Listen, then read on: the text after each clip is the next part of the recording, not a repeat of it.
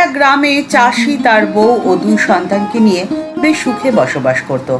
চাষির বেশ খানিকটা জমি ছিল, সেখানে সে চাষ করত।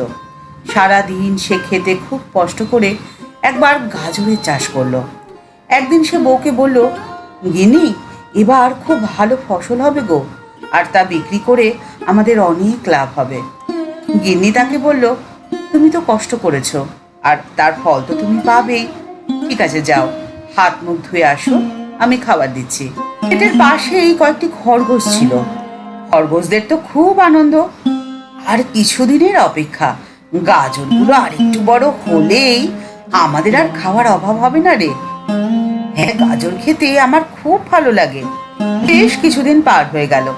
একদিন চাষি সকালবেলায় তার বউকে বলল, আমায় একটা ঝোলা দাও দেখি, ফসলগুলো তো ঘরে আনার সময় হয়ে গেছে।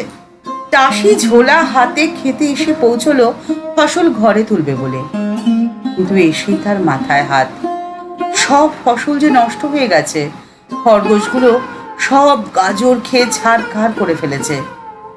চাষি হতাশ মনে ঘরে এসে মাথায় হাত দিয়ে বসে পড়ল। আমার সব পরিশ্রম জলে গেল, প্রচুর ক্ষতি হয়ে গেল আমার, আমি এখন কি করব? চাষির বউ সব শুনে চাষিকে বলল, ভেঙে পড়ো না, তুমি আবার চাষ করবে, তুমি আবার ফসল ফলাবে।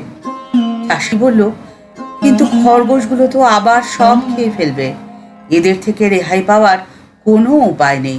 বউ তখন বলল, দাঁড়াও, আমায় একটু ভাবতে দাও। বুদ্ধি একটা এসেছে। এরপরে চাষির বউ চাষিকে একটা বুদ্ধি দিল, আর চাষি সেই মতোই আবার নতুন উদ্যমে খেতে গেল চাষ করার জন্যে।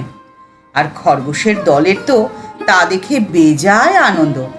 ওই রে, আবার এসেছে, আবার আমরা ভরপুর গাজর খেতে পারবো রে, ভারী মজা হবে। ওদের ফুর্তি দেখে কে। এরপরে বেশ কিছুদিন কেটে গেছে। একদিন খরগোশের দল বলল, চল আজকেই খেতে হামলা করা যাক, এতদিনে ফসল নিশ্চয়ই পেকে গেছে। ওরে বাবারে, এটা কি? এ তো গাজর নয়, অন্য কিছু। সে যাই হোক, একবার মুখে নিয়েই দেখা যাক না, নিশ্চয়ই সুস্বাদু হবে। মুখে দিয়ে চিৎকার জুড়ল খরগোশের জল। ওরে বাবারে, এটা কি? মুখ জ্বলে গেল, গলা জ্বলে গেল, এটা কি ফসল? চিৎকার করতে করতে খরগোশের দল ক্ষেত থেকে দিল চম্পট। চাষি 2 বস্তা বোঝাই ফসল নিয়ে ঘরে ফিরল।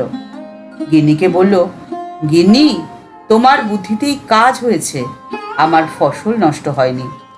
গিন্নিরও তা দেখে খুব খুশি। চাষির বউ চাষিকে কচুর চাষ করার বুদ্ধি দিয়েছিল, আর তাতেই বাজিমাত। চাষি কচুগুলো হাটে বিক্রি করে বেশ ভালো টাকাই উপার্জন করলো। সমস্যা যতই জটিল হোক, কখনোই ভেঙে পড়তে হয় না। শান্ত মাথায় সমস্যার সমাধান খোঁজাই হলো বুদ্ধিমানের কাজ। এই গল্পটি যদি ভালো লেগে থাকে তাহলে লাইক বাটনটি প্রেস করে দিতে পারেন, আর আপনাদের মতামত কমেন্টস বক্সের মধ্যে জানিয়ে দেবেন। প্রতিদিনের জীবনের এরকম নিত্য নতুন গল্প শুনতে চ্যানেলটিকে সাবস্ক্রাইব করে রাখুন। আপনাদের আশার আলো দেখাতে চলে এসেছে পিডিএম স্টোরি টাইম। চ্যানেলটিকে সাবস্ক্রাইব করে বেল বাটনটি ক্লিক করে অল বাটনটিতে ক্লিক করে দিন, তাহলে এই চ্যানেলে ভিডিও আপলোড হলেই আপনার কাছে নোটিফিকেশনটি চলে যাবে।